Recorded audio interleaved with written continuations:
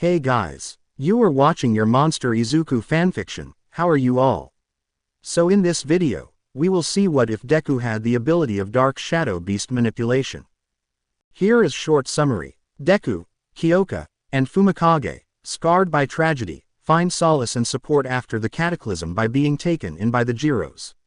With the ability of Dark Shadow Beast manipulation, Deku navigates a world marked by unfairness and hardships, determined to rise above the challenges that life has thrown at them. But before we start, if you want more stuff like this, then be sure to subscribe and like this video. And if possible, share this video with your friends. Now let's start the story. In a mere 90 seconds, the cataclysm shatters Japan, leaving 10-year-old Izuku bewildered and lying amidst the aftermath. As the world trembles, memories flash before his eyes. A seemingly ordinary day watching a hero talk show with his mom turns into chaos. The mysterious disappearance of All Might and the sudden seismic upheaval thrust Izuku into a world where the familiar has crumbled, and questions of what lies beyond linger in the air. With the once stable foundations shattered, Izuku must navigate this new reality where heroes are absent, and the ground beneath him remains uncertain. They could hear the walls start to crumble and fail as his mom rushed him, picking him up as she raced for the door to get out before the ceiling and the following two apartments above them could crush them. Then he didn't remember anything more than the floor beneath them giving away, the two screaming as they fell and nothing. Groaning in pain, he recalled that he hadn't felt this bad even when Kachan and his friends beat him for standing up to their bullying. Everything hurt, and he could feel a tickle of a liquid over his forehead. Moving his arm, which was equally cut up, he felt his head and retracted his hand just as fast, his fingers dotted with blood. Looking up at where they fell from, he saw that their apartment, the place he had called home his entire life, was a shattered shell of itself. Most of it had collapsed like a house of cards. To his left, he felt his spirit nearly leave his body when he saw a massive piece of debris, 5 times his size, had crashed down not even a meter from him. If not for that, he would have been crushed beneath it before he even realized it. With more than a little fear in his heart, he felt around his body. First, he tried to move his other hand, and while his right looked worse than his left, he didn't feel anything broken in it, and he could move it just fine. Then he tried his lower part, first by wiggling his toes in his soaked feet, and was relieved that he could feel them moving as he wanted them to.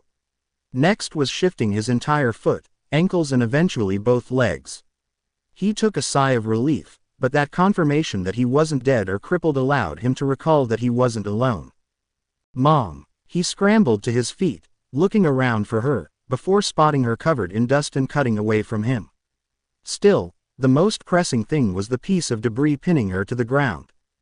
Upon hearing him, she looked his way, happy that he was alive as she had thrown him aside at the last minute to protect him, but at present, he rushed to her side and tried to lift the piece of rubble pinning her. Still, it was fruitless. It must have weighed half a ton. There was no way a 10-year-old could move that. Come on, Mom, we must get you out of here.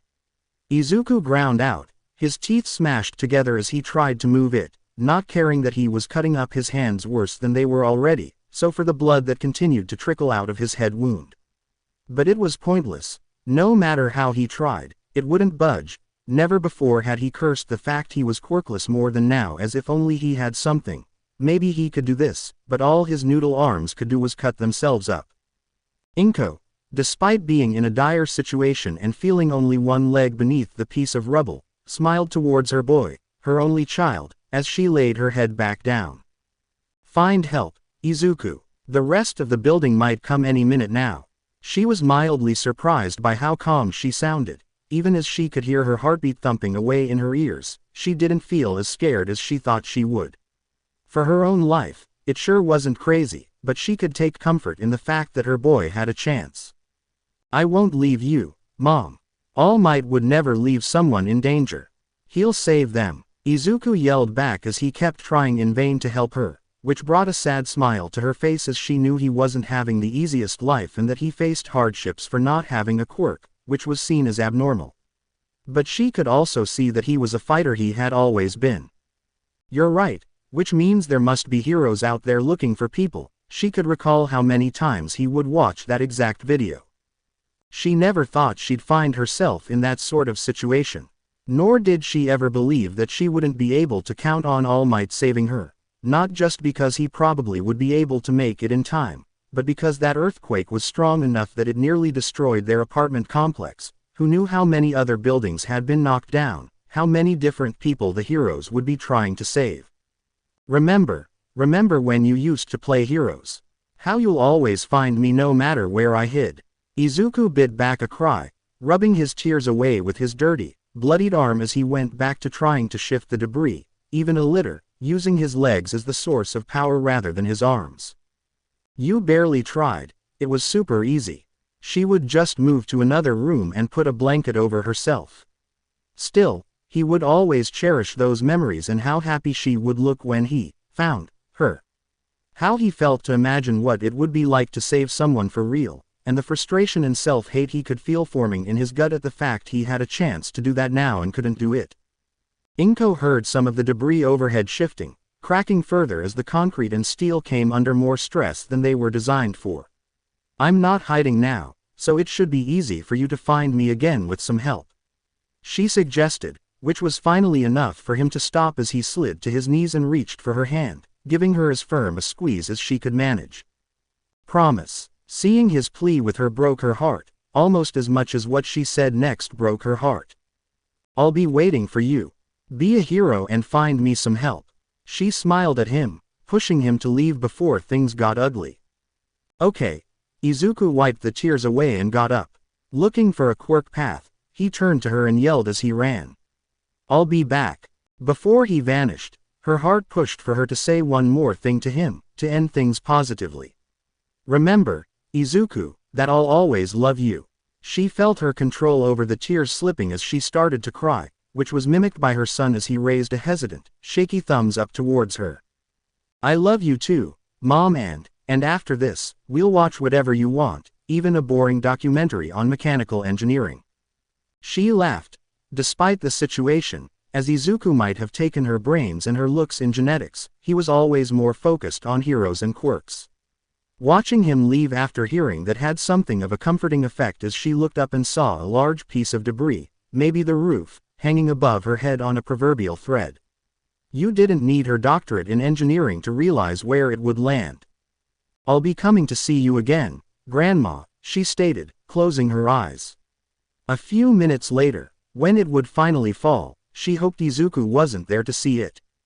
Help, help, Izuku called out for what felt like the 100th time, but everywhere he looked, all he saw was that most didn't have the time to room to offer him much.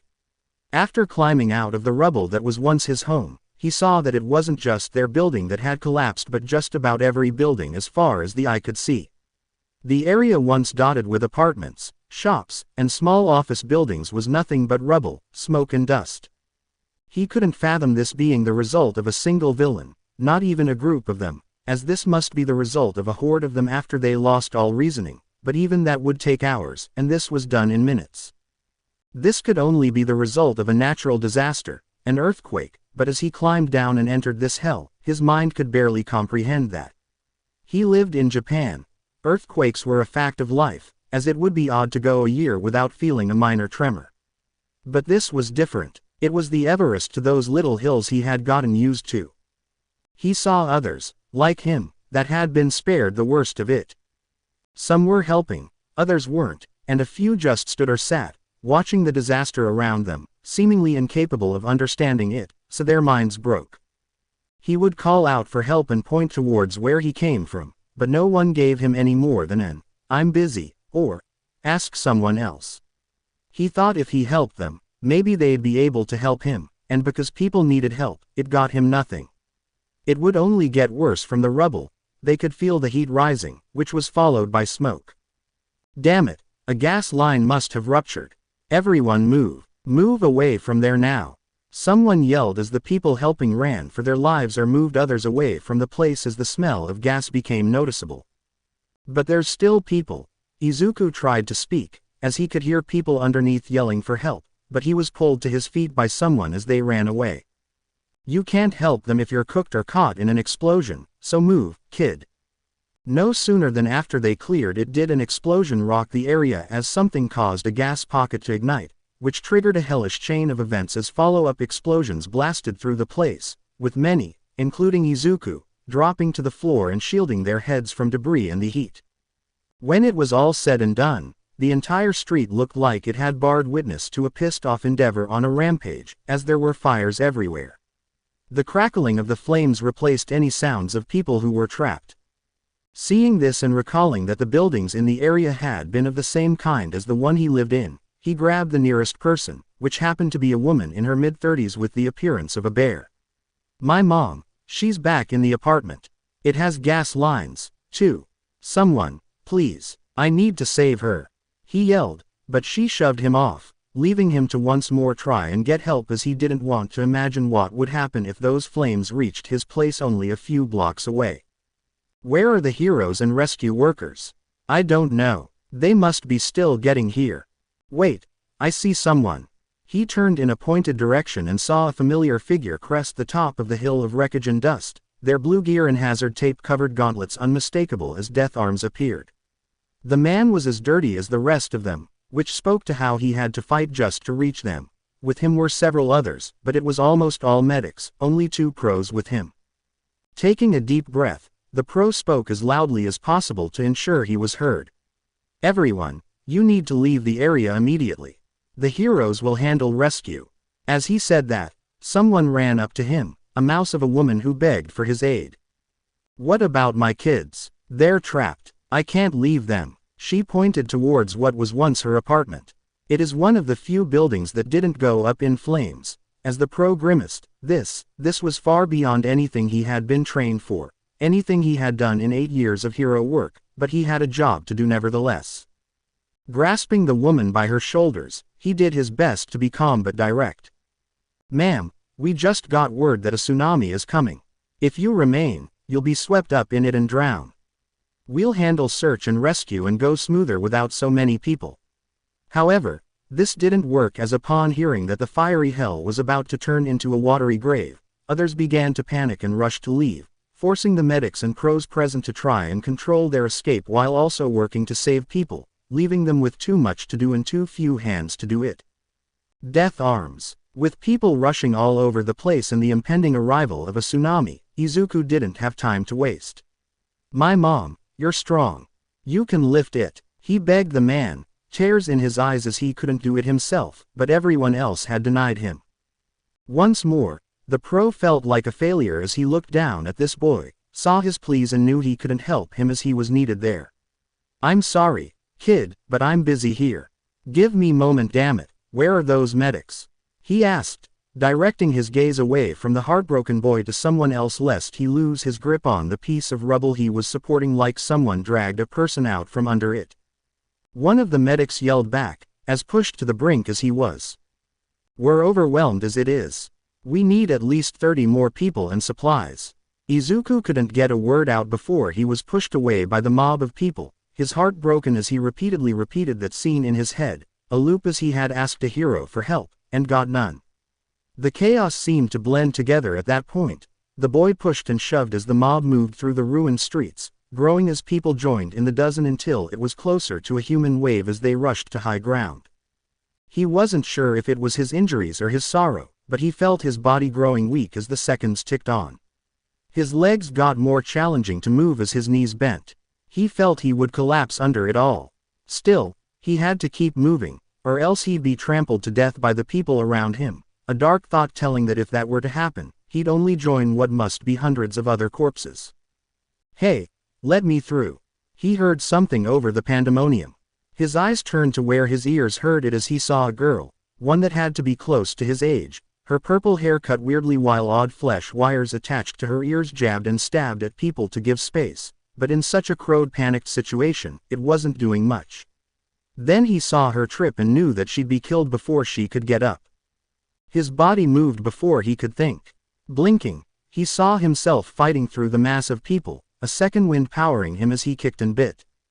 He punched others out of the way to get to her, not a single apology coming from his lips. When he reached her, she was already in the fetal position, protecting her head as he threw himself over her to add another layer of protection, which meant he took the brunt of the impacts, including a few knocks to the head. He could only thank all those beatings from Kachan as he didn't black out from the blows but rather clenched his teeth together and took it. "What are you doing?" she yelled at him, with Izuku only hearing her thanks to how close she was. "Helping. Keep your head down," he yelled back, his social anxiety not so much taking a back seat that it was shoved into the trunk of the car with a gag in its mouth. She didn't argue with him, making herself smaller as the mass of people seemed to keep coming, Izuku's vision getting blurry as the blows came coming, with him having to blink out the blood from his eyes as his head wound seemed to only get worse. Mercifully, it started to peter out till there was enough of a decrease in people who ran around the bodies of those who fell, including them. Izuku took a moment to notice this, as his ears were ringing as he slowly and clumsily got up, reaching a hand to the girl he had shielded for her part, looked at his sorry state and how weak-kneed he was, and got up under her own power, instead helping him to stand. "Thanks for that," she said as the very concussed Izuku used her shoulder as a support. The boy's blurred vision took in her features, and along with the fact she was super pretty, even when she was covered in dirt and cuts, he could see that her dark purple eyes held a deep sense of compassion and joy. He liked it. "Someone had to help, it's what heroes would do," he replied as he tried to keep his thoughts straight as the girl pretended to not hear him say that part about how pretty she was in eyes, as he was clearly not in his right mind after what must have been a couple dozen knocks to the head. Still, it wasn't like she didn't take a few, either. "Come on, we need to move unless you like swimming." She pulled him along, happy he could follow on his 2 feet as she didn't think she had the strength to carry him. She did not need to think about what it would do to her if she left her savior with the rest of the trampled.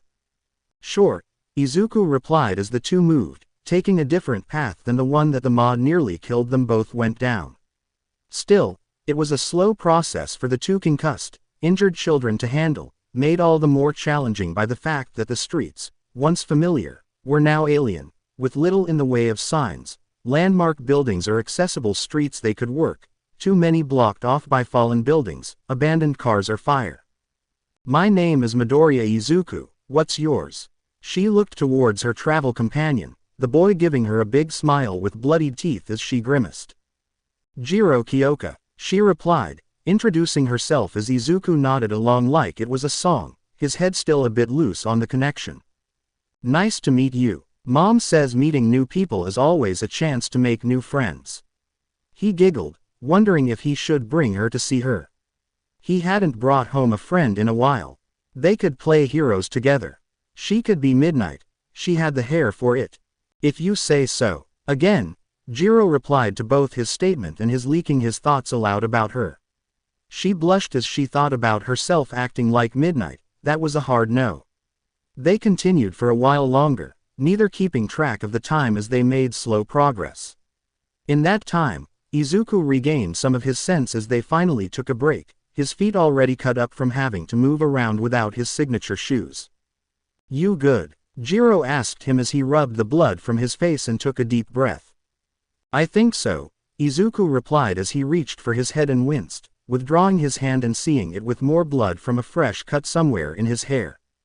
"Here, let me," Jiro stated as she ripped the sleeve of her shirt off and used that to wrap around his head, using the second sleeve as an extra cloth to place on his forehead to keep the blood out of his eyes. "That should hold. You didn't need to tear your shirt," Izuku said as he felt his head, the sensation of cloth feeling weird. "I wanted to. Can't have you bleeding out now, can I? Come on, we need to keep moving." Jiro suddenly heard something come loose and fall over them and, without thinking, pushed him out of the way.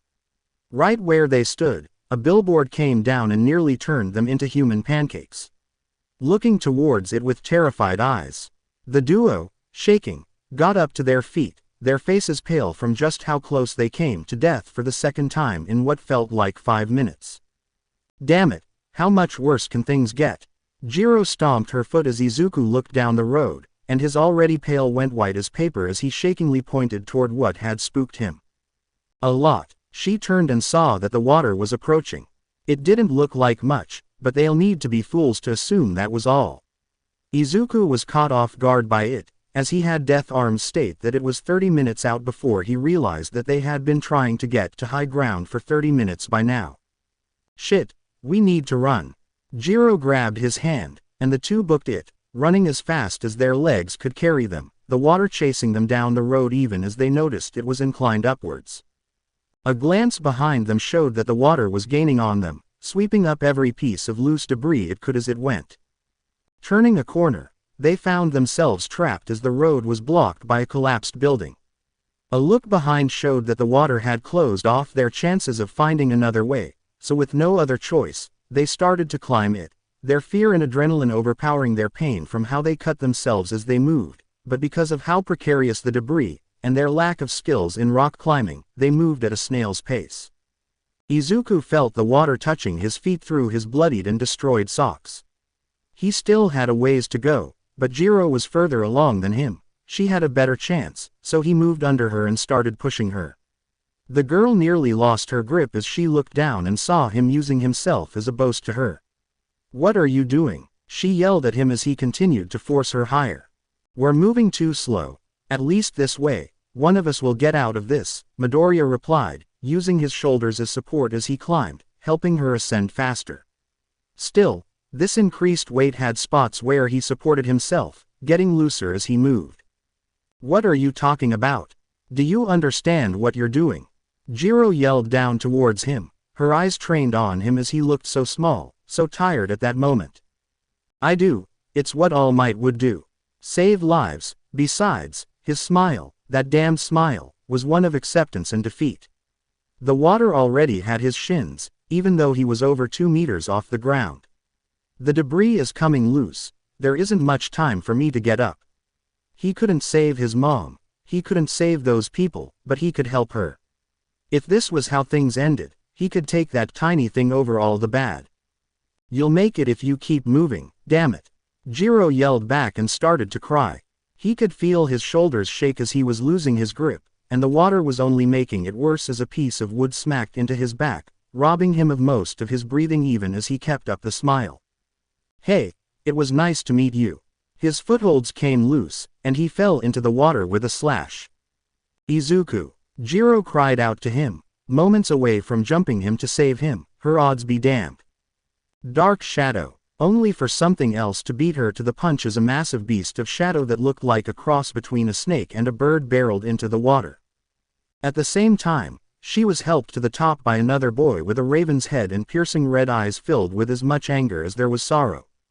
The boy was just as bruised, dirty and exhausted looking as her as his quirk attached to him via a tether coming out of his gut returned with a wet but alive Izuku in its arms as it gently disappointed the boy next to them as Jiro scrambled over to help him cough out the last of the seawater tainted by God knows what. "It was rather fortuitous that I was able to intervene. I've already seen enough people perish to last me 10 lifetimes." If Jiro was in a better frame of mind, she would have taken notice of how formal the guy sounded, like he was reading off one of those old-timey poems they studied in literature. "Thanks for that, this idiot." She gave one especially hard slap to Izuku's back when she said that part, the boy having the sense to be a little embarrassed as she glowered at him. "Needs to value his life more." "Agreed, but we should keep moving, this makeshift dam won't hold long, and we best not test fate." The raven-headed boy tapped the structure as the two nodded, and he used his shadow quirk to get them down to the other side much faster than if they had climbed. 2.5 hours later, the trio were safe, if not sound. They made their way up to the hill before reaching the place the entire town had fled to, a sports stadium built on top of the highest hill in the area. When they had finally made it there, after nearly an hour of navigating through ruined streets with the ever-present threat of explosions, falling debris and drowning at their heels, they were covered in cuts and bruises and exhausted mentally, emotionally and physically. The sight of this had the emergency worker manning the gate, allowing Izuku, Kyoka and Fumikage to remain as a group. Anyone with medical training assisted those in need. This meant that their injuries were quickly seen and treated rushedly due to how many people needed to be seen, too. They were allowed a moment of rest by a tree, with the afternoon sun soon disappearing below the horizon. Seated on the far side of the pitch, away from the majority of the thousands that had flocked there huddled under a large blanket they shared, they were silent. Despite the fact they had managed to make it out alive, none of the three could bring themselves to celebrate or care all that much, the day's events leaving them tired and numb to it. Maybe they'd realize how big this was later, but right now, all they could think about was how the hell they had escaped by the skin of their teeth. Izuku, his hands, feet and head covered in gauze, was of this mindset as he turned to his, he'll call them friends, sounded better than trauma buddies. He saw that Tokiyami was in the best shape of the three, if only physically, as they had seen some things in town, things they wished they never did. Meanwhile, Jiro had her hands, forearms and head covered in as much gauze as himself. The girl playing with her earphone jack ear lobes. Hey, they turned to him as Izuku tried to converse. I lived in town, did you guys do as well? I don't remember seeing you at school. Izuku knew he had screwed up even before he finished that question, but it seemed that the two didn't care. I don't live in town. My folks were meeting with a seller to get their hands on some instruments signed by the same big-name musicians. Jiro replied, keeping it vague and not thinking about what could have befallen her parents. Tokiyami closed his eyes and crossed his arms but still answered. I was merely in town for my biannual physician's visit. He was silent momentarily, almost debating something with himself before adding. I had been separated from them when the shaking started and jumped out a window with dark shadow slowing my fall. He wasn't the only one worried for their family, as Jiro added to that. I was heading for the bathroom when things went to heck. It was closer to the entrance, so I was able to get out but get lost. Izuku recalled that there was a small mall close to his apartment, nothing too fancy. Still, he could swear he had seen a music store in it. I was at home with my mom. We were watching TV when it started. She's the one that figured out what was going on and got us outside, but he couldn't finish it, as on some level, he knew, but he just couldn't accept it. She still has to be out there, that anyone had got to her in time. I'm sure she's all right. Tokiyami tried to cheer him up, though he didn't believe his words nor think Izuku did. Thanks. Still, the green-haired boy could appreciate the attempt as they remained silent for a bit before he spoke up again. Sorry for lowering the mood. Not much further it can descend at this point, Tokiyami replied as the mood was grime. To put it lightly, even as more heroes arrived with people they saved, most couldn't bring themselves to react. Not a lot of good conversation points either way. I don't think we are in the mood to talk about our favorite band or something. Jiro said as she flicked some hair out of her face.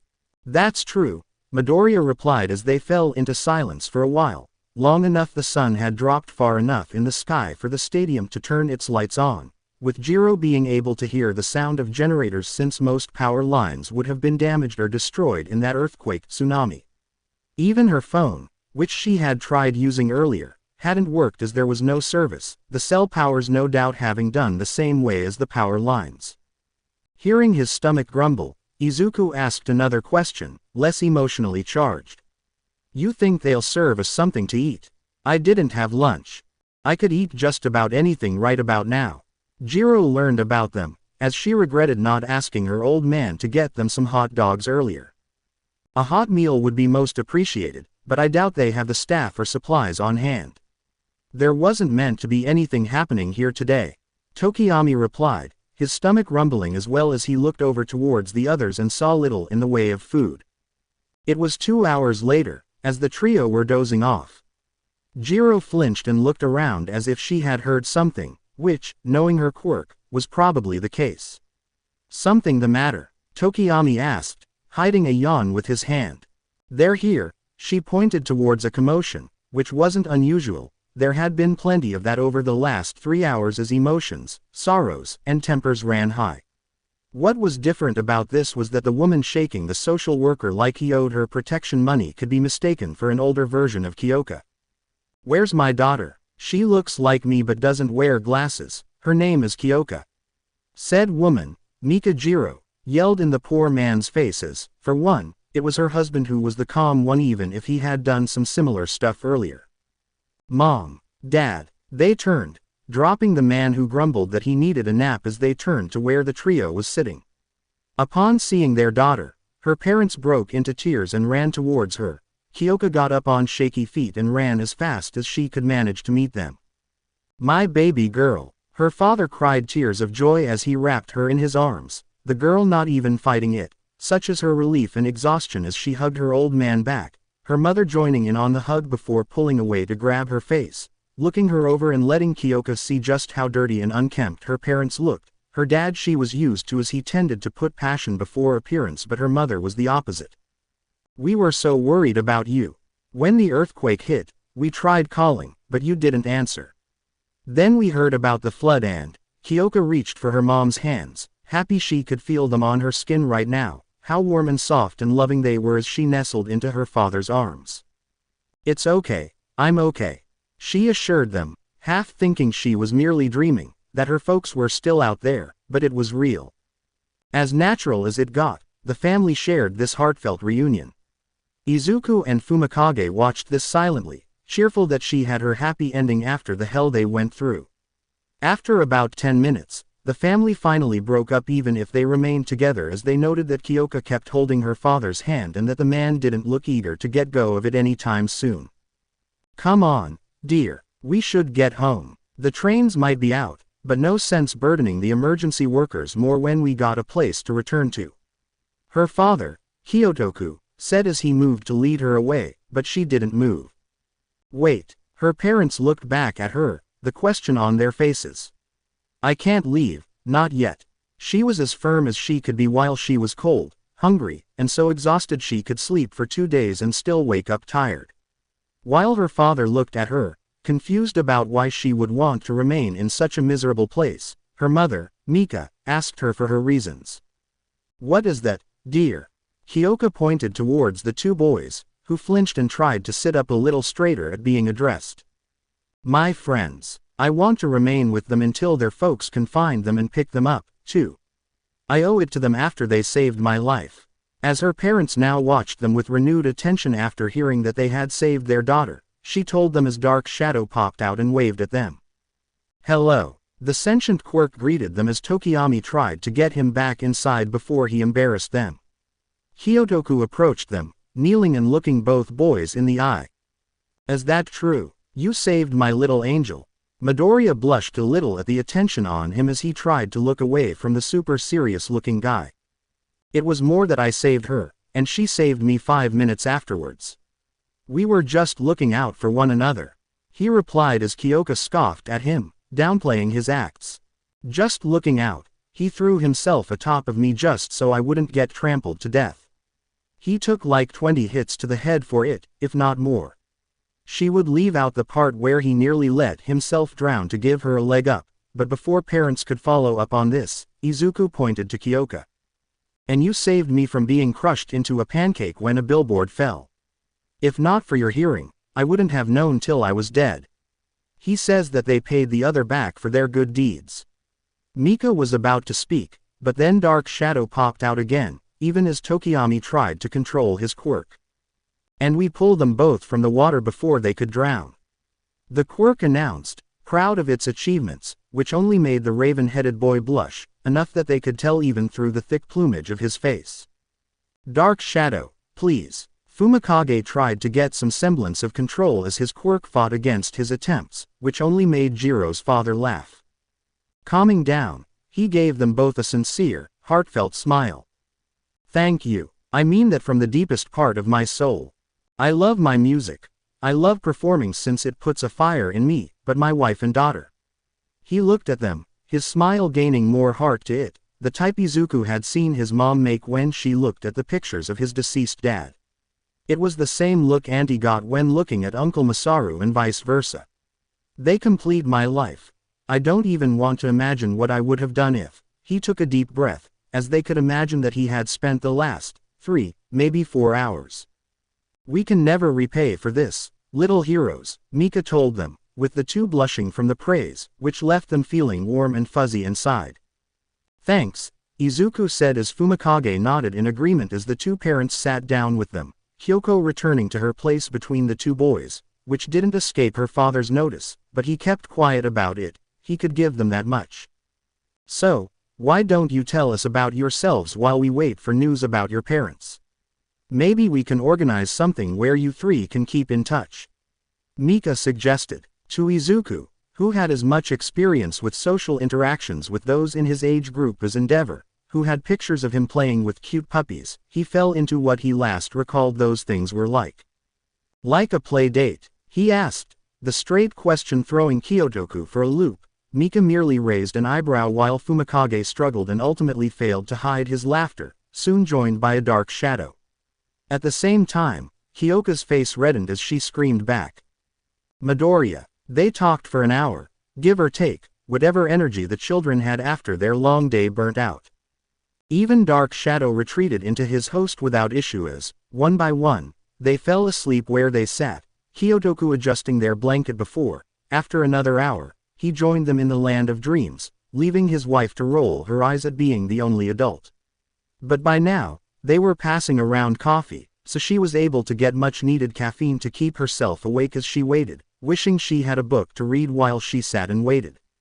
She got up occasionally to ask about anyone named Tokiyami or Midoriya coming through, maybe as an injured person or a concerned parent. Still, she was disheartened when she got no answer to either. Returning to the floor she left asleep, it wasn't till it was close to 2 a.m. that someone approached her, and by the way they looked, she could already tell what they were going to say, but as painful as it was going to be, Izuku needed to hear this. Shaking him and the rest of them up, the tired 10-year-old yawned into his hand, blinking away the last of his sleep. He saw that Mika was giving him a sad frown, one shared by the stranger dressed like one of the emergency workers who sent a shot of dread through him. Hello. Who are you? The man, as tired and worn-looking as them, let out a deep breath that carried exhaustion, frustration and pain as he knelt and took off his hard hat. I was one of the rescue workers in the field, son. We were out looking for survivors along with the heroes. He introduced himself, and Izuku nodded as he held onto the slim hope that it meant she was okay. Oh, so you found my mom, she's all right? He asked, thinking that she was just hurt, that they took her to the hospital and that she'd be right as rain in no time, but all he met with was silence from the adults and his friends. Right. I'm sorry. When she got to her, she was already gone. The man delivered the news, though he left out the details of her death as no boy needed to hear how his mother was crushed to death and only identified thanks to a member of his team whose quick could locate people from blood samples in minutes. This admission of fact didn't mean much as Izuku started to fidget, getting increasingly emotional and desperate as he denied what he had been told. No, that doesn't make sense, she was fine. Fumikage and Kyoka held him before he jumped at the man. Even then, he still barred his teeth, anger and grief mixing together into something ugly. She promised she'll be fine, that she'll be there, and he remembered their final moments, how she looked, what he promised. She knew she'd die, she knew he would fail and just wanted him to leave. That realization shattered him as his anger evaporated, replaced with a deep sense of failure. I promised to find her help, to be her hero and save her, and failed. Looking at his arms, his weak bandage arms that couldn't even save his mother, he balled his fists as he started crying more, wanting more in that moment than to see his hands gone. What good were they if they couldn't even save the one person he knew cherished him? This is my fault. She's dead because of me. Now, the adults got in on the hug as the boy broke into tears, burying his head into the first chest he could, which happened to my Mr. Jiro, who took this in stride. As he tried to soothe the boy who had just learned of such news, his friends remained by his side. You didn't do anything wrong, Midoriya, Tokiyami told him. She's not gone because you failed, Midoriya. You saved my life today, your mom would be proud of that. Kyoka was there with him, hating how he didn't seem to hear a word they said as he continued to cry, whatever hope he had for his mother's life gone with her. They're right, my boy, it was a winnable position, but I assure you that didn't suffer in the end. With his piece said, the man left them with a nod to the parents. He had work to go, and he wouldn't be done for a while. As he cried, another person, an agent with the welfare ministry, approached Kyoka's parents and asked Mika aside to speak with her. Kyoka could hear the man explain that they were moving people out of the stadium to halfway homes and other dorms and that the children with no legal guardians or parents would be taken separately. Her mother immediately asked if they couldn't be made the guardians for Izuku, as the boy had just lost his mother and the last thing he needed was to be separated from his two friends, which the worker was quick to agree with as he admitted he was hoping she would as they were strained as they already had over 15,000 of kids without parents they can find. She nodded, and they signed several forms before the man left to continue with his job. Maybe half an hour later, they were approached again, this time about Fumikage's parents. The woman seemed to be in pain as she relayed that his father had died when the hospital collapsed and how his mother had tragically passed away while on her way to the hospital. Where Izuku was still bawling his eyes out, begging for his mother to appear out of nothing, Fumikage just froze. He didn't cry, he didn't ask for a follow-up, he didn't deny the situation, and he went catatonic before he started to humble that it was a lie, leaving Mika to tend to him as it seemed like the news proved too much for him and he suffered a mental break. Kyoka watched them both, their vastly different reactions to loss. Even when they got up to leave, having no reason to remain there, she wished to say something, to do something to help them through this, but she couldn't think of anything. How could she know what to tell two kids who had just heard that they were now orphans? She wondered if anyone did. 90 seconds. All this pain, all this loss because of a seismic event that only lasted 90 seconds. She'll always remember that number as long as she lives. She doubted anyone would. With the trains out, the roads had to take in more cars and buses to get home. This massive influx of vehicles on the streets, roads that weren't even at total capacity as some were restricted for emergency services and others sectioned off due to damage that a drive that had taken the Jiros 40 minutes that afternoon took close to 3 hours. The sun had already risen before they even managed to get back to her town, brightening it out when they finally pulled into her house driveway. It wasn't just the kids that were far too emotionally and physically drained from the hell they had just survived, even if her parents were to carry the two passed-out kids in first before returning for her.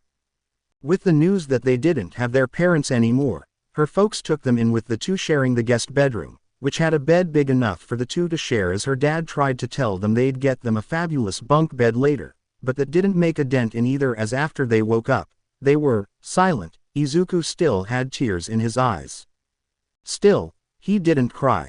His eyes just remained near perpetually wet while Fumikage, a boy of few words before this, would go hours without saying so much. Kyoka often heard her parents on the phone, speaking with the welfare ministry about contacting any extended family the two might have while she didn't ask. Izuku never mentioned a dad. She didn't want to assume, as she knew a couple kids who just had one parent for one reason or another. Still, she hoped they'd find his dad, or another mom soon. The first night together in her house came and went, followed by another and another till a week had gone by without news of their extended family. Her parents eventually asked them about it, and after some coaxing to get anything out of the two emotionally shattered boys, they learned Izuku's father passed away when he was 6 while on a business trip in Singapore. At the same time, Fumikage was born out of wedlock when his parents were still in college, so his extended family left them off, which left them all in an awkward position. The school was out for the moment. Kyoka figured every school in the center of Japan was out as families grieved. Society healed, but the trio would be home even when her parents were out. Even with 3-year-olds, the house would be as silent as if there was no soul in it, as Kyoka couldn't even bring herself to practice her music in such a gloomy atmosphere. They wouldn't talk much, but they would watch TV as they were drawn, maybe foolishly, to the news and kept up to date with events after what was coming to be called the cataclysm, from how it was the deadliest earthquake to hit Japan in over a century and how after that first week, rescue efforts were to officially end. Not even the news presenter could keep up any semblance of professionalism as they read out a casualty list so high it could leave even the most stoic of people numb. 26,000 dead, over 9,000 injured, and over 4,100 people still missing. Kachan must be missing too, Izuku noted, barely heard by the two, as he had asked her mom about that person a while back, but she hadn't found anything about them. She knew he was his friend, at least he saw them as friends, and he explained that their neighborhood, higher end than his own, was closer to the water, so it would have been one of the first floods post-earthquake. But things only got worse after that first week. When she went down to get something to eat that weekend, Kyoka saw her folks in the living room and noticed that both boys were outside on the porch. Her brow furrowed as she saw them sitting there, talking generally like it was just another day, with the two even sharing laughter now and then. She looked towards her mother, who already looked concerned for them and, like her, could probably hear what they were saying. Despite being quirkless, her dad was also aware enough to pick up on this as he worriedly frowned towards them. They all knew that they hadn't grieved, not correctly as one didn't do, from depressed silence to, "I'm ready," at the drop of a hat.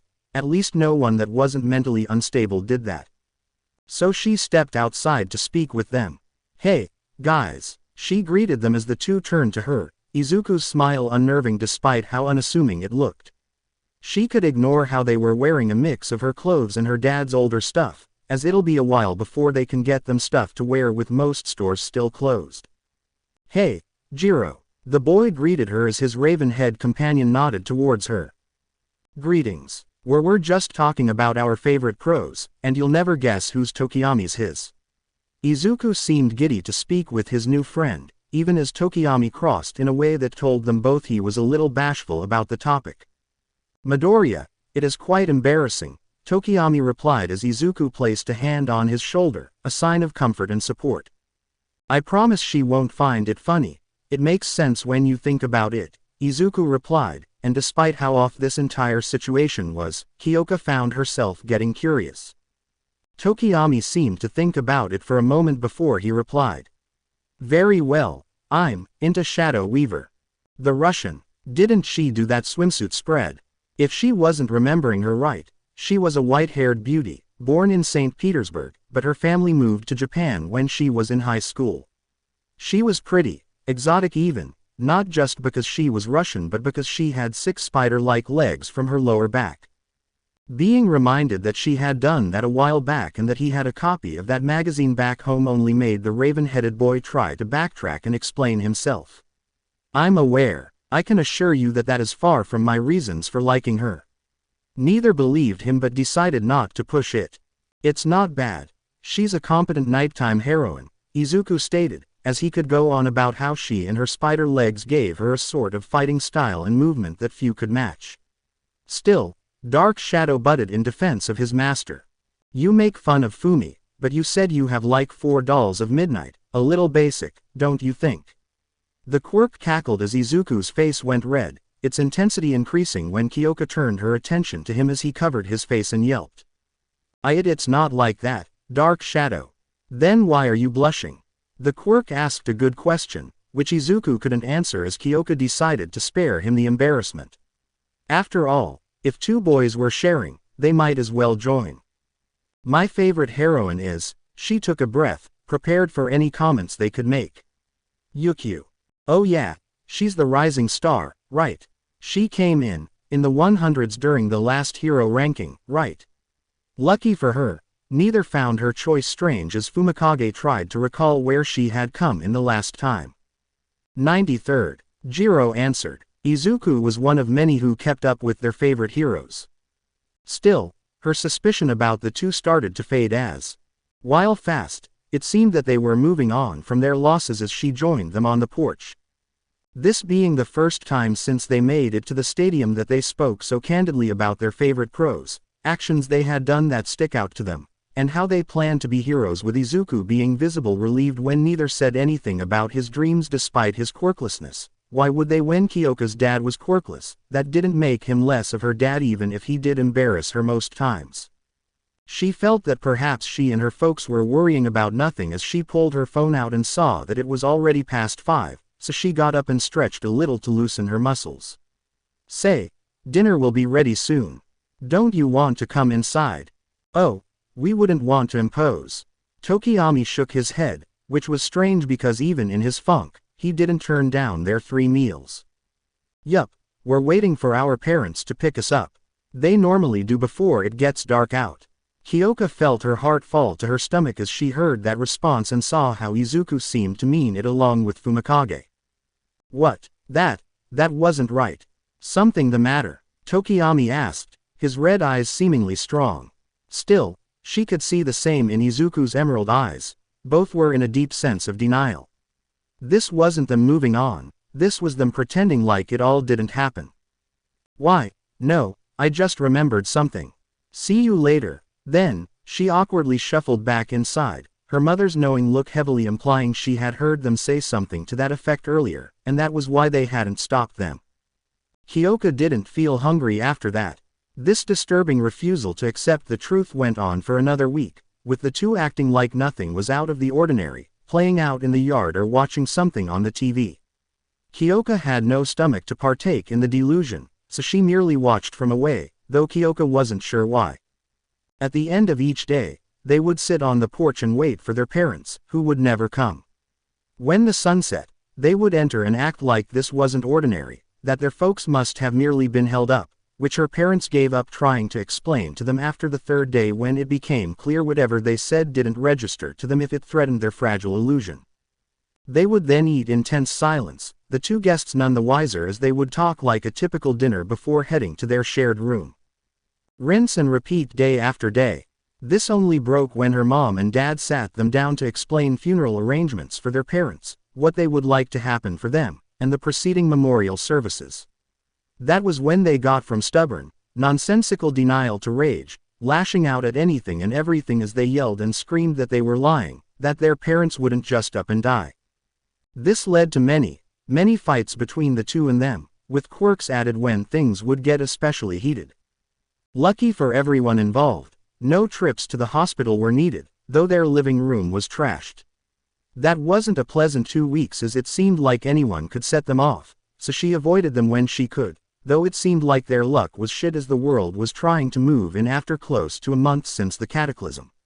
She thought it would help not to see more news stories about it and how this person was killed, or that person was still missing, but oh boy, was she wrong. What the heck, they can't just be pretending like it didn't happen. Izuku yelled at the TV, throwing the remote so hard it cracked on the wall. The reason for this hair-trigger rage.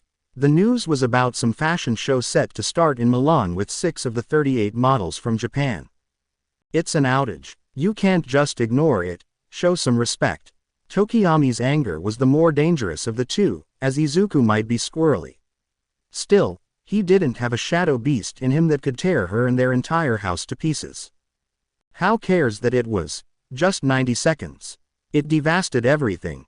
Izuku yelled as it switched the weather, with the presenter commenting on how long the earthquake had lasted as they explained how the weather would be for the coming week.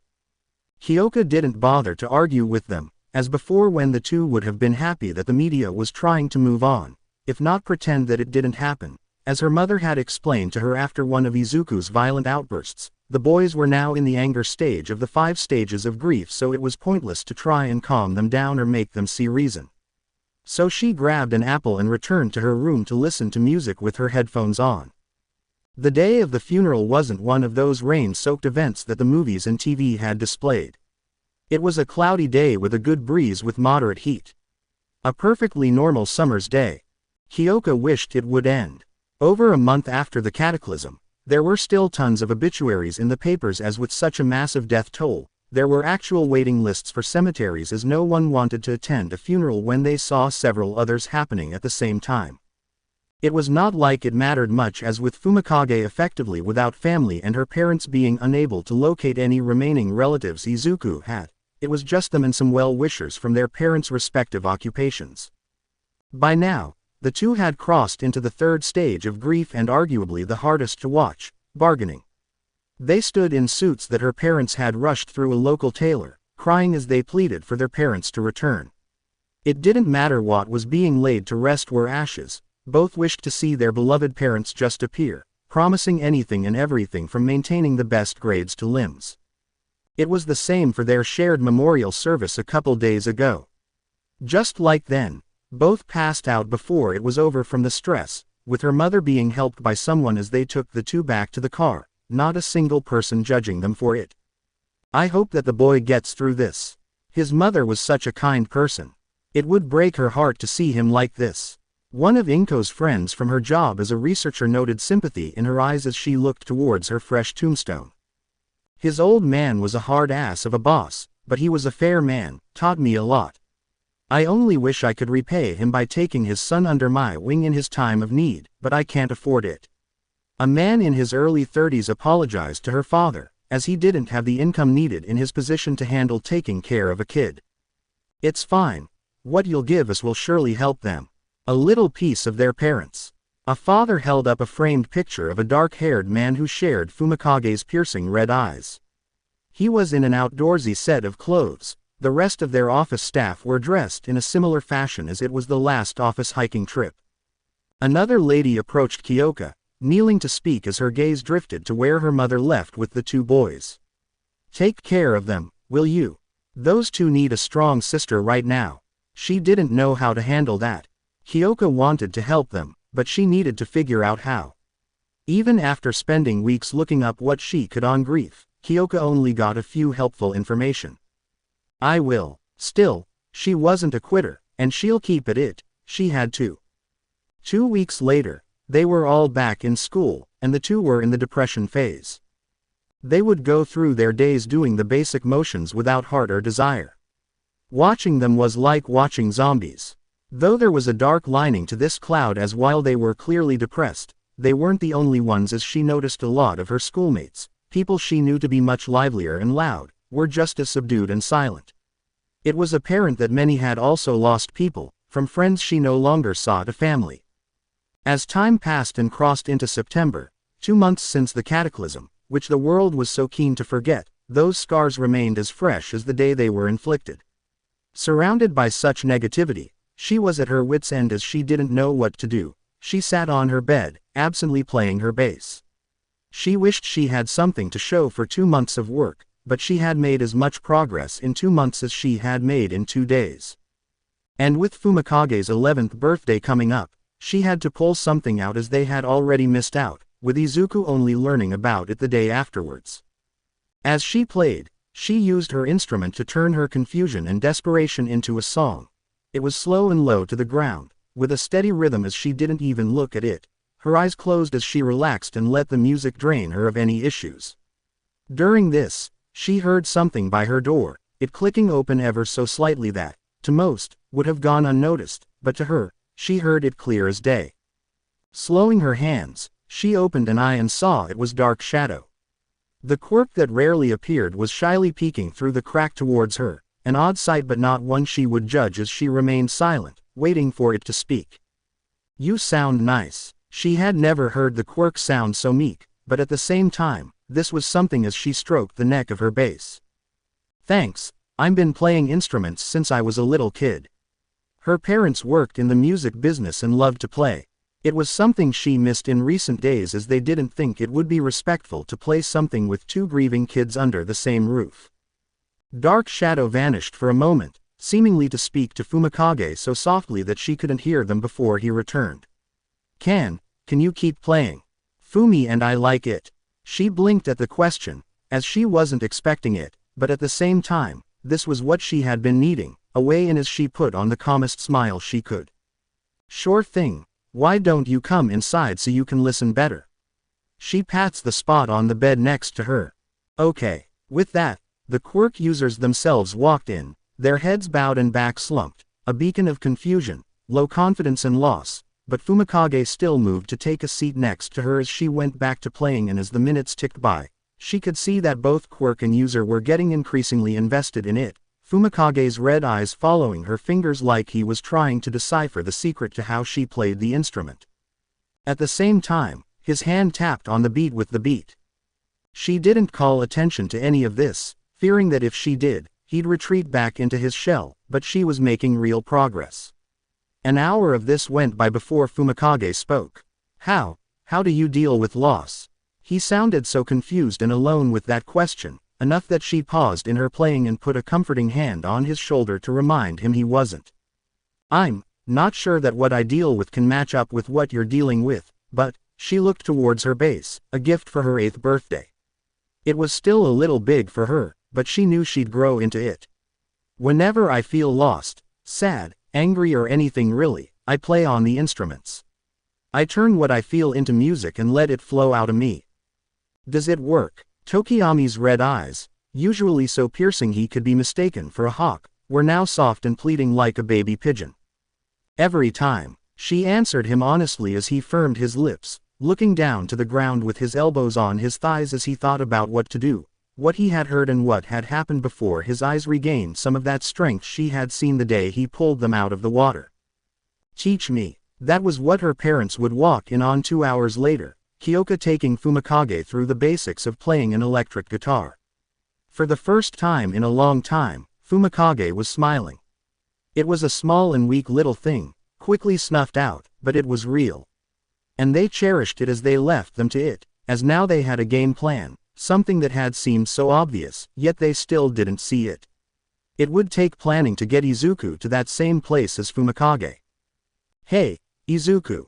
Kyoka knocked on the door to the boy's room, getting no response. She took that as the absence of a refusal. She opened it, seeing the boy seated on the bottom bunk, his back to the wall and knees to his chest, still wearing their school uniform even though they got him 3 hours ago. There's something we need to talk about. He was silent for a while, seemingly thinking that she'd leave if he didn't answer, but when she didn't, he turned absent eyes. What? His voice was rough and dry from lack of regular use. She took a breath and steeled herself. It had been a solid 2 weeks since she managed to find a crack in Fumikage's walls. She wouldn't back down before she found one in Izuku's. Downstairs, in the music room. Music room. He displayed an emotion of confusion at the idea that they had an entire room that, until now, had gone unnoticed by him. She reached out her hand to him. She remained at the door, the light from the hallway framing her perfectly. Just follow me, please. He squinted, debating whether he should take her up on that. But then he looked towards her hand, and then her eyes, purple eyes that were as filled with compassion and joy as the day they met, and he got up. Okay. He took her hand. The smile she gave him almost got through his walls, but it still had an effect on him as she led him towards the stairs. As they went down, he noted that there wasn't anyone else around. The kitchen and living room were empty, and the TV was off. What is it? He asked her as they moved, but she didn't answer, only humming as they approached a room near the end of the hallway. He was about to ask again when she finally stopped. The door in front of them was labeled, the only one in the entire house to be labeled as the recording room. It was then that Kyoka started. Sometimes, life can be unfair. We're given hands that seem to suck all kinds of ass. She turned to him, her face firm as she looked towards the hand she was holding, the hand that even now was covered with scars from how many times he cut himself during their escape from death. Sometimes we lose what good we had in it and are left alone, wondering what happened, why were we the ones that it happened to? His hand flinched as she hit a nerve. Jiro. She didn't dare look him in the eye. She didn't know what she'd see if she did, but she knew she'd stop if she did, so she didn't. But, that's just life. When life gives you and all that. He tried to pull his hand back now, but she grabbed it with her hand, keeping him in place. Jiro. Now he sounded angry, and she couldn't blame him as anyone who told her the death of her parents could be compared to Aid would have already gotten a swift kick in the balls or a punch to the throat. The fact that Izuku didn't instantly go for violence spoke to his kind character. But, she was louder than before, she needed him to hear the rest. But hearing that doesn't make it better. It makes it worse because it makes it seem like it was inevitable. That our pain, our confusion, and our loss were just as natural as the sun setting and rising. Maybe it is, maybe it isn't, I wouldn't know. He looked at her, partly confused, partly in agreement. But what I do know is that we need to express ourselves. We can't keep it all bottled in. She finished by reaching for the door and opening it to a surprising sight for Izuku. The entire family was inside, waiting for him with smiles on their faces. Her father was seated at a pair of drums, and Fumikage stood by his side as he adjusted the electric guitar in his hands. Dark Shadow popped out to give the latecomers a thumbs up, and her mother gave a smile only a mother could as she put on the strap for the acoustic guitar she had. Hey, little hero, want to jam a little? Her dad was just as inviting to him as her mother. Izuku stood stumped by what he was seeing as Kyoka pulled him inside to where her mom knelt to them, directing her gaze to one of the 2 instruments not yet taken. We figured you'd appreciate the keyboard since you said your mom loved soft piano, Mika stated as Izuku started to tear up, not knowing what to say. You guys. He got out, His wobbly lips and wet eyes started to affect his vision and speech as her dad got up and placed a hand on his head, ruffling his hair a little.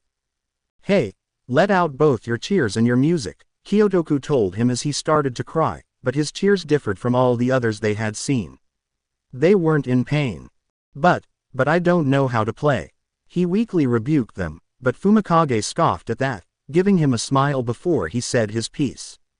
"That's not what's important. Music has always been and always is about self-expression. Who cares if it sounds bad?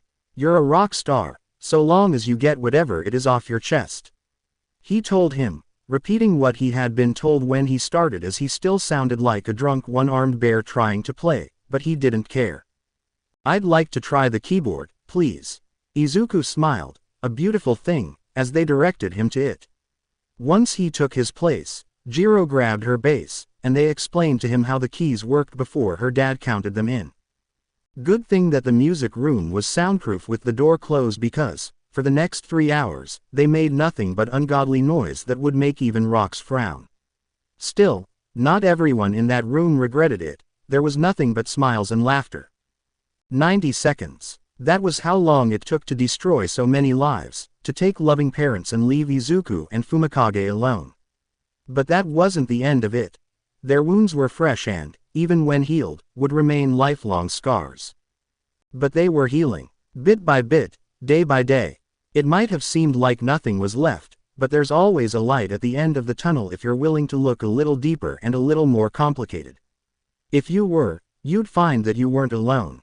That was the sort of thought the two boys had as they played their hearts out, laughing as even Dark Shadow joined in on the fun, messing around with maraca and tambourine they had lying around. After that, for the next month, every night after dinner and before they had to go to bed, they would gather to play whatever they liked. Often, it was still nothing but ungodly noise, but the boys started to heal. Their smiles became more genuine, their faces lifted as the weight of their loss became easier, and they even started interacting with others more at school. They didn't get as upset when they heard about the cataclysm.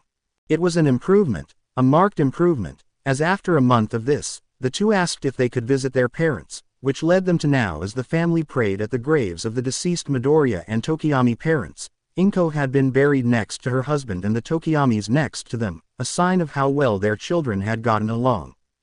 "Hi, Mom, sorry, I didn't visit earlier. Things have been hard without you." Izuku stood by his parents' graves, the names Inko and Hisashi clearly carved into the stone. The boy holding a bouquet of flowers they had picked up on the way there. "But they're getting better. It still hurts, and I still miss your hugs and goodnight kisses, but I don't cry as much anymore." He wiped some tears as he spoke, but it was far cry to what he shed the day his mother was laid to rest. Instead, he focused on the flowers he had and held them up as if presenting them like he would his report card. "I brought you some flowers, they're your favorite, sunflowers. Dad used to get the type, and I hope he's doing well. You must have been happy to see each other again," he went on. The Jiros and Tokiyami were silent as they let him talk, the raven-headed boy having a bouquet of bright red roses, his parents' favorite, as it bloomed the day they met. Izuku picked up on this. "I'll let Fumikage talk now since he's also here to visit his parents." He said one final thing to his parents as he placed the sunflowers over his mother's stone and stepped back, letting the other boy step up. Fumikage thanked Izuku as he breathed to collect himself, having already gone over what he wanted to say 10 to 20 times. Yet, it still felt like he needed to improve. His grip on the roses tightened, but he was sure not to crush or damage them. "Mother, Father, apologies for the late return. Had I been able, I would have." He paused, his shoulders shaking for a moment before they relaxed, and he dropped the formalities and spoke like someone his age would. "It hurts not having you there anymore. I woke up and did not smell Mom's cooking, did not have Dad around to get me poetry books, and did not have Mom to help when I struggled with my math homework." He still saw it in his dreams, only to wake up and realize it was a dream. He smiled gratefully towards Izuku and then towards the Jiros, all three smiled back at him. "But like my friend here said, he's getting easier, bit by bit. I hope that you've met on the other side. If his parents are anything like him, I'm sure you'll love them. He's great company, Dark Shadow loves him." The quirk popped out but didn't say anything as it only nodded. Placing the roses atop his father's and mother's graves equally, he remained bowed as he continued. We don't know what life will bring us, but we can promise that even if we get knocked down, we'll get back up. Like you said, chin up, deep breaths and positive thoughts. Only now do we have something to help express that pain, but we also express song with song and dance thanks to the Jiros. I don't know where we'll be without them. I hope you don't worry as much because we're managing.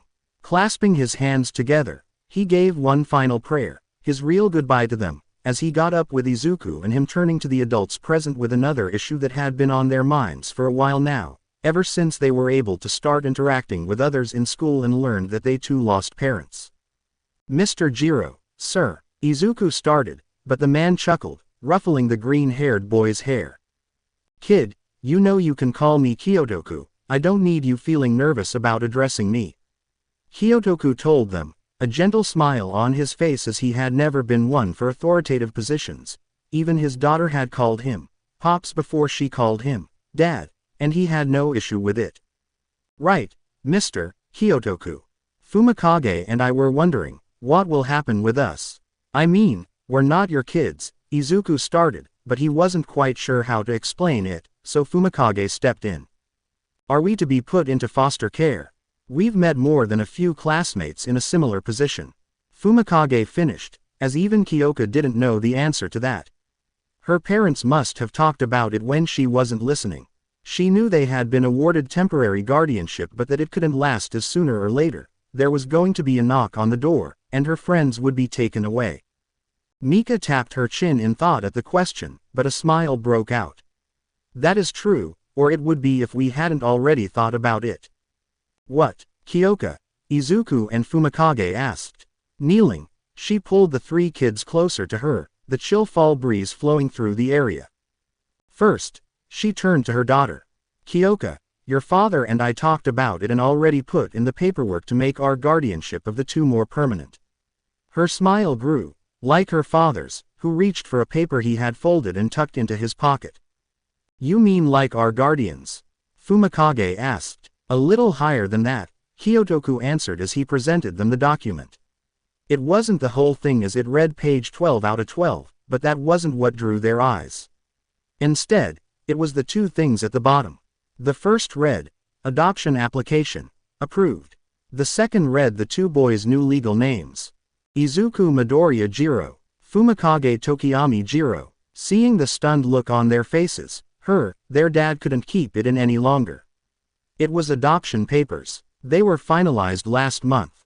Joining his wife kneeling to speak with them, he explained their reasonings for doing this before they brought it up with them. Listen, we know we can't replace your real parents, and we don't want to, but we would like for you two to join the family, so what you say? The air was driven from his and his wife's lungs when the two rammed into them, Izuku hugging Kyotoku. At the same time, Fumikage had his beak buried in Mika's chest. Both were overwhelmed by emotions, but almost all positive ones, as Izuku managed to say through his tears. Thank you.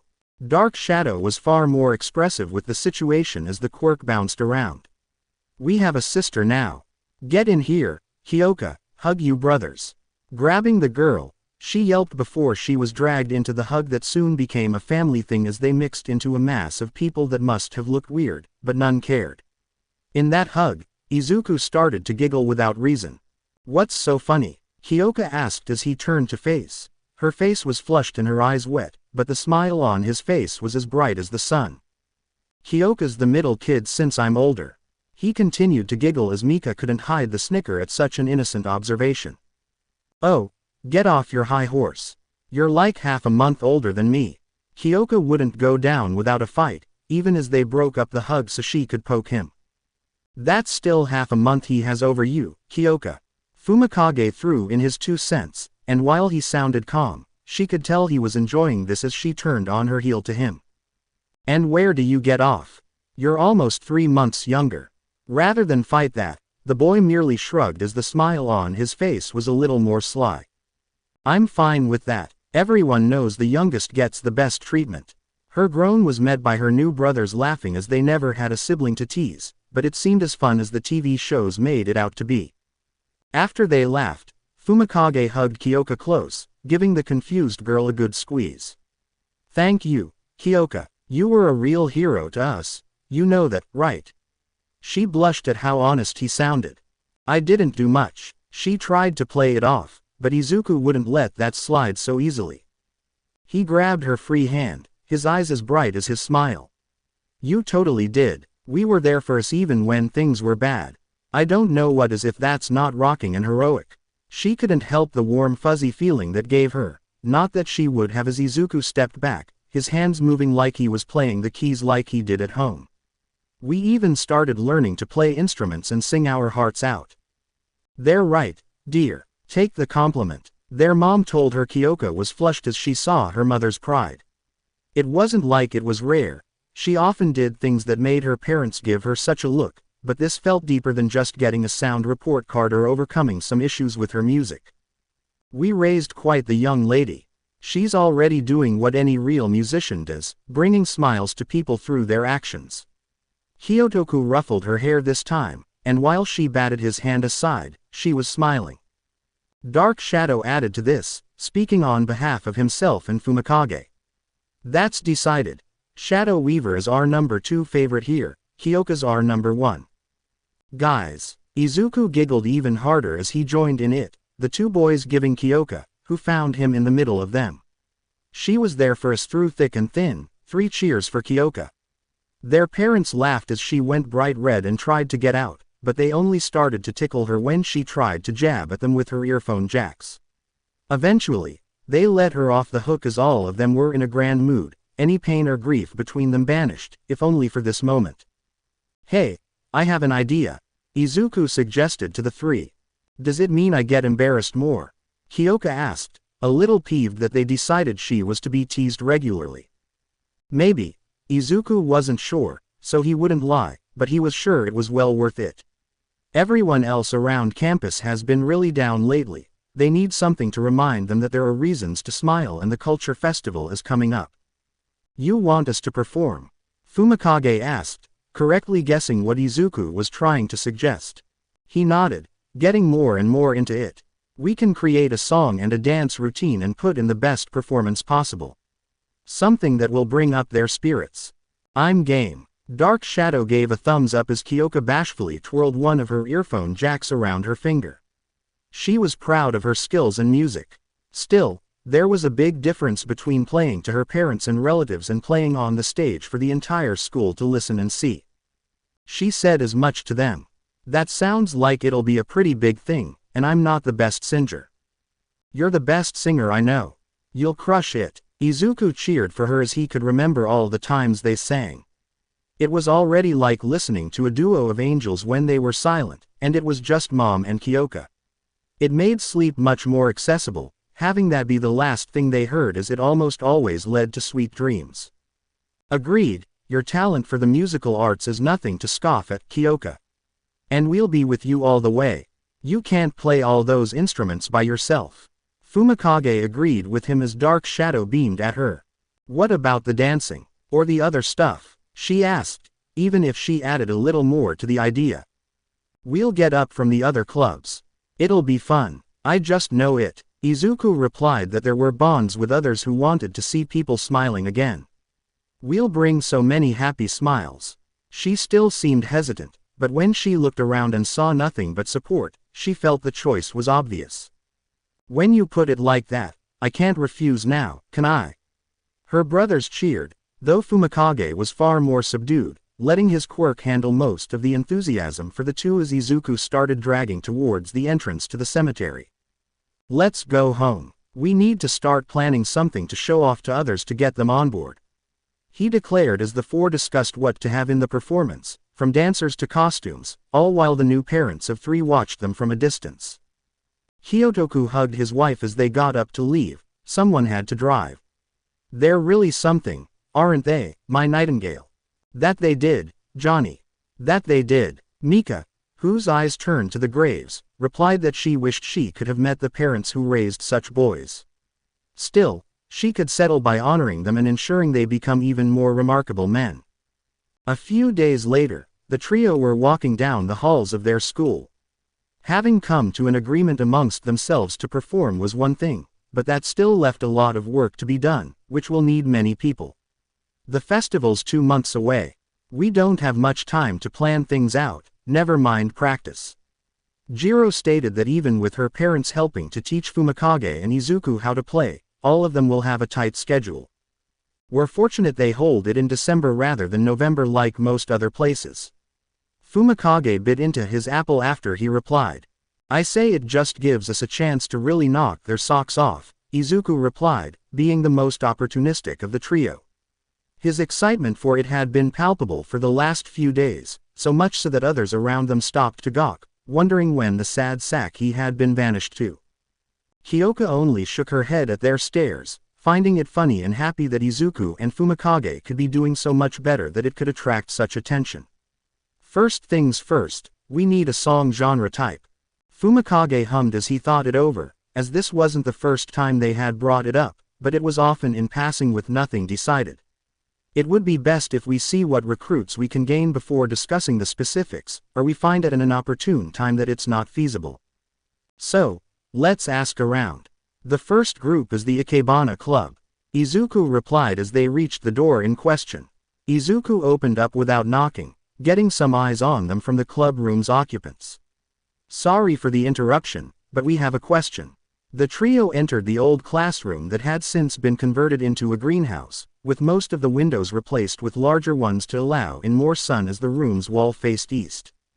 As one would expect from a greenhouse, there were plenty of potted plants of all shapes and sizes, the largest of which needed a trolley or someone with a strength quirk to move. It was one of those they approached as the club leader was attending to it, the green-skinned girl with fiery red hair, the flower she was tending to move about like a pet due to her quirk, which gave her limited control over flower plants. Oh, Midoriya, or is it Jiro now? She asked of them, as it had gotten around pretty fast that longtime student Jiro got 2 new brothers, the same ones her family had been giving shelter to which the cataclysm. Hearing that made Izuku feel warm inside, like that high of having parents and siblings, which was new to him. But he focused on the task at hand and shrugged his hands. Either work, but for convenience, when they're more than one of us, let's stick with our middle names. That was what their teacher did anyway during the roll call. That's doable. What can we help you with? She asked him, others around them returning to their work tending to the plants. Well, I wanted to ask if you had anything planned for the culture festival. Fumikage was the one to ask her as she paused to answer.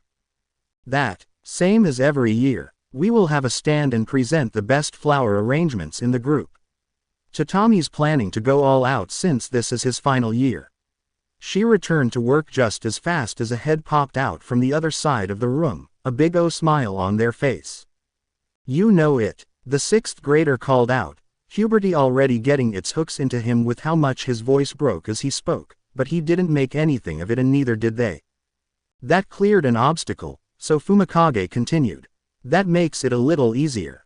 We wish to inquire if you could help us with a music performance. Things have been quite dour lately, and we wish to give people something to lift their spirits. This time, the girl paused and didn't get back to her work, turning to address them adequately. That sounds like it'll help, but why us? We don't play instruments. You'll be better off asking the band club for that. It wasn't like they could make the plants sing or dance, though that would be cool if she could. Kyoka took things up from there to explain their case. Well, it's because this won't just be a musical performance. We wanted the stage and hall we'll use to be as finely decorated as possible and really set the mood, and you guys did make the paper last year. So, we thought, who better? The Ikebana Club thought about it, as it was different from what they usually did, far from it as their club usually specialized in being one of the less notable, less loud clubs for the festival. A spot where people rest or prefer quiet places to spend their time. Well, it would be a change of pace, and we'll get to strut our stuff. On the other hand, what was the harm in mixing things up a bit? You know what? You returned with a plan and more support and got yourselves some florists. She decided, shaking the earphone-jacked girl's hand as the trio left to find the second group of people they needed to see, who was where they always were, the hall which served as the theater for the school. A performance, you say? The drama club leader, a sixth grader, asked then. They had invited themselves in while most of the performers seemed to be stretching before they began whatever practice they were working on. Izuku nodded his head. Yup, music is pretty good, but we wanted this extra. Something that grabs you and doesn't let go, even after the performance ends. He explained to the guy, who messaged the stubble of hair he had going for him. We'll need a suitable stage, you know, and time to prepare. The boy replied, his tone non-negotiable, which they had expected as the drama club was notorious for demanding they could be. It made it a bitch to work with them, but it also meant that their performances were never lacking in entertainment and heart. Which is why we're recruiting now, as if all goes well, there'll be many other students involved, and we'll need time to coordinate with one another, else we work with different goals in mind, Fumikage explained, though truthfully he wished that had another couple weeks at least. Also, we aren't asking for you to perform but to help with costume design and direction, as you'll have a better eye for that kind of stuff than us, Jiro added, as what they had in mind wouldn't be the typical play, and while good actors, few of the people present were good dancers. I see. Well, the sixth grader took a moment to think about it, taking a deep breath before releasing it through his nose. His dragon-like quirk causes embers to shoot out, which no one pays any heed to. 2 months is cutting it pretty close, but any good performance can work with such. Very well, we'll help you. They shook at it as they turned to leave. Great, meet us after school at the gym so we can talk things out, Izuku called out as they left the theater to head to the smaller hall, one which housed the spot where the traditional dance club liked to meet and practice. And right as rain when they knocked on the door, they found most were present and going through the motions of a dance which they didn't know. Tracking down the club leader was easy. The sixth grader was leading the practice, so they flagged her off the stage and explained the situation. A performance? The pale-skinned lizard girl asked once they finished, and when Izuku nodded, she seemed pensive, though, with her snake-like features, it was hard to tell at times. It seems ill-advised, and we already have something in the works. Then there is the fact that this doesn't seem like something we'll practice for. She frowned as traditional dance usually went poorly with non-traditional elements. It was why it was a separate club to something like drama or dance. It's not going to be some club-like performance. Rather, we're hoping that the music will act as the words and background to an intricate dance performance from you, so you'll be taking center stage. Izuku soothed her worries over the issue. Nothing too crazy, only for the boy to have to awkwardly rub the back of his head, but he didn't want to lie. A little crazy, as we must ensure this blows everyone away. He admitted that the older girl still seemed worried, but she didn't shut them down as she weighed the pros and cons of their suggestion. It was true that things had been quite depressing as of late, and if she could, she would like to be part of the reason they went back to normal, as she'd take bored over depressed students any day. Well, I can't say I'm not intrigued. We'll send someone to get more details later, she eventually stated as the trio nodded, happy with what they got from her as they turned to leave. That's fine. They can meet up after school in the gym. That said, as they exited the hall, needing to find both the band and computer clubs to ask for their help, one for digital special effects they could project and the other for extra musicians. That afternoon, the three opened the front door to their house, beat from the day they had. Man, the computer club was the easiest to convince, Kyoka said as she removed her shoes and reached for a pair of slippers. They see it as a chance to show off what they can, though it will be quite the undertaking. Fumikage was behind her, loosening his jacket as he could barely understand half of what those tech heads were talking about, only that they were more than a little eager to be part of the project. If it's too much, we can just talk about it and see if we can't tone it down. Izuku closed the door behind them as his siblings walked on in. I didn't expect the dance and drama club to have such beef. They almost walked out on the entire thing just because the other was there. Kyoka said as she fell onto the couch. That was a surprise, which took a lot of effort and smooth talking to get them to settle. She had yet to learn that the theater club beat out the dance club for the larger theaters. Let's hope we don't become as embroiled in such down the line.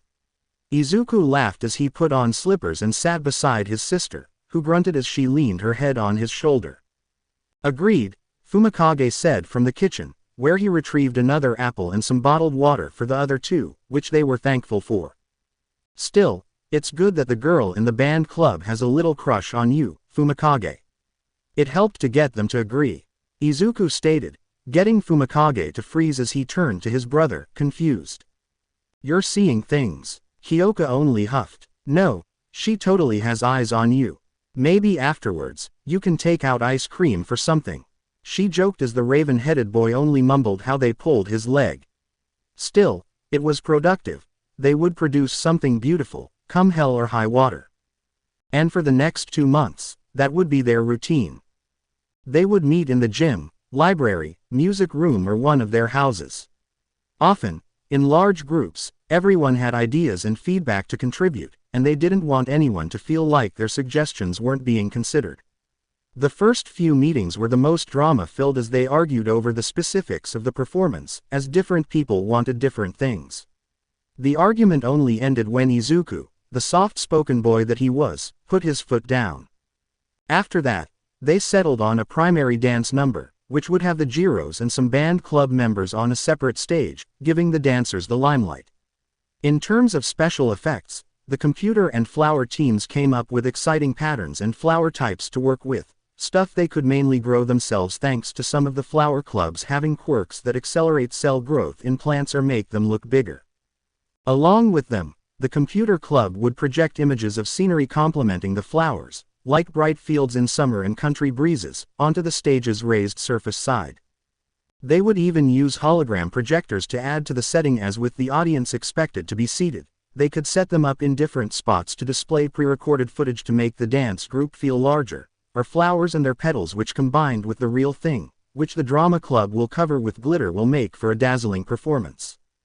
As to where they'll get projectors with their small budget, one of their older sisters attends UA University, and according to her, all courses get some disposable projectors with their acceptance letter. Izuku didn't know what it meant for the place to have so much money that projectors could be considered to be disposable, but they'd take it, as he said he could ask around for classmates for any that still had them.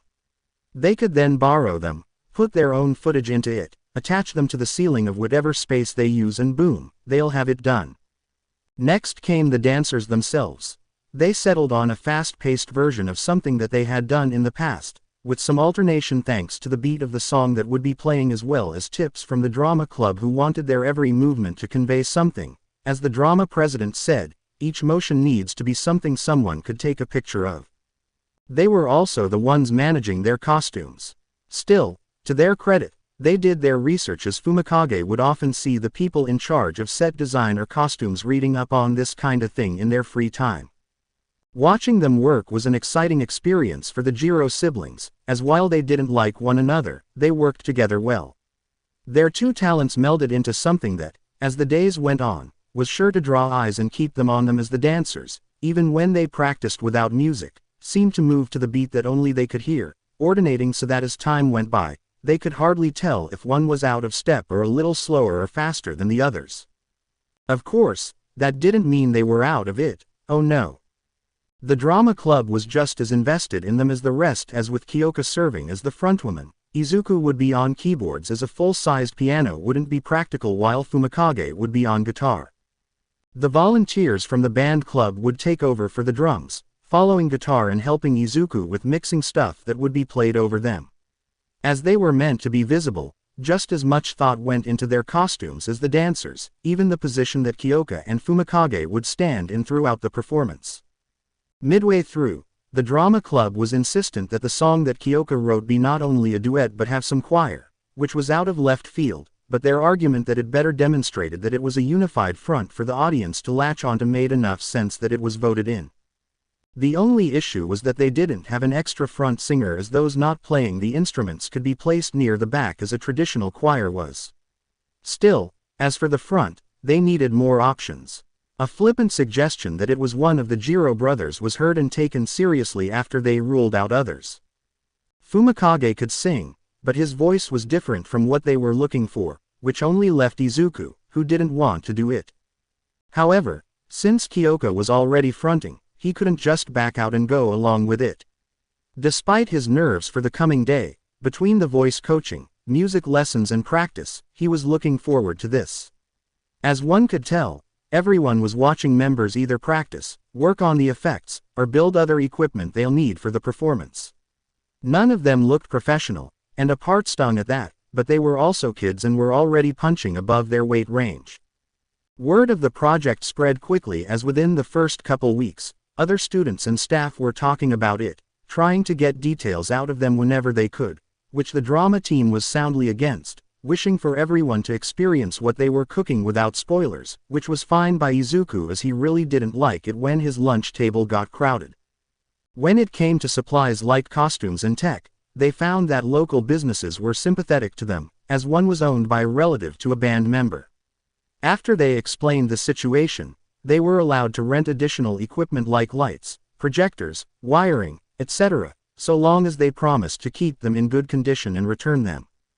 Local clothing stores were also willing to help, donating stock they would already throw out.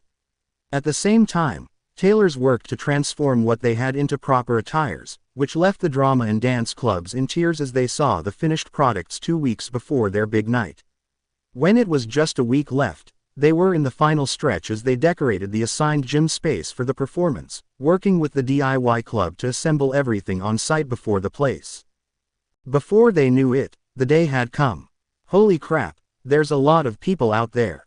One of the band members poked their head out the curtain, and sure as rain, the entire gym was packed. A full house. Outside, the gym had been transformed through their hard work, with seats covered in white cloth with purple and brown flowers decorating them, each grown for this occasion. The raised platform that was the 3 stages, the center one the tallest of the 3, had the fronts and sides that faced the audience decorated similarly. At the same time, flower wreaths and arrangements adorned the walls and ceiling of the place. What did you expect? This is the accumulation of 4 different clubs working together, and with all the rumors and secrecy we kept around it, it was bound to draw a crowd. One of the special effects guys replied as the hype around this was real, so much so that it was scheduled to be the last big show of the festival as a means to keep people there from the get-go. Still, I didn't think it'd be a full house. That's over 500 people out there. The first person yelled back as Izuku was busy wiping his face clean with a handkerchief, his nerves getting to him as his hands shook so much he was worried he wouldn't be able to play. Are you sweating, Izuku? Fumikage asked him, his guitar secured and in hand. Can you blame me? This is stressful. It's one thing to practice and think about it, Izuku replied as some dancers hyped themselves up, everyone in costume styled off the high-end area. It's another to look out there and see so many people. You know mom and dad are there too, we can't look bad on stage with them here. And we won't. Just take some deep breaths through the nose and out the mouth. Mom said she does that before any big performance. Wearing a beautiful dress appropriate for the era, Kyoka advised him as she walked up. Her ba in hand. You look great in that dress, Kyoka. Fumikage nodded towards her. She got a little red to her cheeks as dark shadow popped out. Yup, a real head-turner. We'll have to beat the boys off you with a stick. The quirk giggled, joined by others who had found the dynamic between the trio endearing even when things got stressful. Don't even try it, I deal with that from dad. Don't need you acting like it, too. Though they could tell it was a bite with no teeth to it, Kyoka glared at him, but he still backed down as dark shadow retreated. They're into it. The decorations are a massive hit, I can just tell. Tatami was in tears as he looked out and saw how people looked around. The lights might have been off, but they had placed smaller ones behind the flowers to give them an otherworldly glow, attracting cheerful eyes. We spent 3 weeks designing it and 5 hours setting them up, they better darn well appreciate their majesty. Ivy, the redhead that the trio had spoken to, replied as she would have strangled someone if they looked at the hard work that they had to raise from seeds and went, meh. They were owned the proper respect, and she would accept nothing less. Is the special effects good? One of the dancers asked, their outfit far more flexible to allow for better movement as the turtle-shelled student lifted a thumbs up. Tested them last night, not a single bug in the system. The turtle girl smiled as she adjusted her glasses. It was cool of your brother to help. Otherwise, we would still be trying to find our way through the coding madness. Her friend noted that the code might have been easy, but that was only if you were in high school. Frankly, she hoped what they pulled off counted as extra credit on their next assignment, even if they had help. Places, people, places. The theater director, who had been made the director of the entire operation, walked on through, clapping his hands to get their attention as the non-essential people got off the stage. At the same time, everyone stopped messing about, checked to ensure their stuff was right and started making their way towards their assigned spots. And before that, all of you, he stopped them, giving them each a proud smile that not even the zit on his nose could take away from him. Break a leg. Let's do this. Everyone cheered as they rushed into position, the trio included as Izuku got to his keyboard, Fumikage taking a spot further away. At the same time, Kyoka was closer as the two singers were front and center of the music group. When the curtain finally pulled back, the room greeted them with applause as they remained silent, the dancers still as statues while not a single finger was moved among the music section, with the director opening up for them as he gave a short but passionate opening. Good morning, Shilly Elementary. We hope you enjoy the show. And a 1 and 1 N, the person on the drums counted them in before, like a lightning strike, he opened with a quick beat on the drums, which was quickly joined by Fumikage on the guitar, as the drums kicked into high gear with their beat becoming the spine of the two. Izuku joined in with a keyboard, as the dancers started to move to the beat, their movements graceful, refined and eye-catching. As they danced, it became apparent that this was a story, as their movements weren't random. Still, it was like watching two groups of people conversing without words as Kyoka's singing came in. I'm reaching, as I stretch out my hand. To my saddest desire, I dream while I can. Her voice was as captivating as the dancers, who acted out the lyrics perfectly. As a young maiden kept from the outside world and looked towards the audience, it was as if an invisible wall kept them separate while others moved around her, her guards. Then, Izuku moved his lips just a little closer to the microphone next to him. I can feel it within my eyes, behind all of the lies and deceit. Is the truth which is hidden and clouded. And try as I might to continue on my search for the answers, they just keep sinking deeper. With his voice, the focus was shifted from the maiden, hidden from view by the guards, to a young man who looked around, confused by his movements, however, how elegant. Reaching for his eyes and heart, his face and movements presented his confusion and anguish to the audience, who silently watched. That was when Kyoka came back in, the man seemingly at his wit's end. Just out of reach, off the edge of hope, only for Izuku to come right in the right as the beat dropped. I don't care just how many times that it takes. My wish will break what stands in my way. Like a fire had been ignited in the man's heart, his anguish faded from his face as he turned the audience, determined and clear-minded, his movements far more forceful, carrying with them an increased weight and emotional fervor as his search for the maiden continued, his hesitation gone as he would fight here, and he wouldn't let anyone stop him even when one of the other dancers faced him. They engaged in a brief but intricate dance, a battle between them in which he eventually emerged victorious. Kyoka stepped back into play with the following line. Until the day arrives, when finally, I'll say to you. And with that, the maiden was visible again, this time not merely resting and waiting for her rescue but trying to escape and meeting the young man halfway. Even as her guards continued to keep her locked away, she didn't stop. With Izuku quick to step right back in. I can't give up the fight for all that is right. The young man's struggles started to yield fruit as he defeated yet another of the maiden's captors sent to stop him. He faced the rest with steel-like determination as the scene shifted to the young maiden, and Kyoka took back the vocals. I'll keep moving on and follow the light. One of the lights overhead turned on, bathing the scenery with bright blue light that had been cut out of an intricate flower pattern as the performers continued, their movements smooth like silk as the young man continued his struggles. While losing myself and wandering over and over again, Kyoka stepped forward once more as the attention was shifted towards the maiden. Till the day has finally come when I return into the dawn. Izuku was up once more as the lights focused more on the man, facing off against two people, but he managed to dispatch them all the same. I'm gonna keep on drawing hope from the burning mire I walk upon. Now, as one, the two sang as the lights focused on the two, the maiden and young man struggling and fighting against the current that was their situation, but neither was giving in. So I'll keep walking, shouting to myself, it's all okay, as I continue on. As the dance continued, Fumikage, the drummer, added to the performance, the people watching in the crowd drawn into the performance being put on as people clapped along with the beat.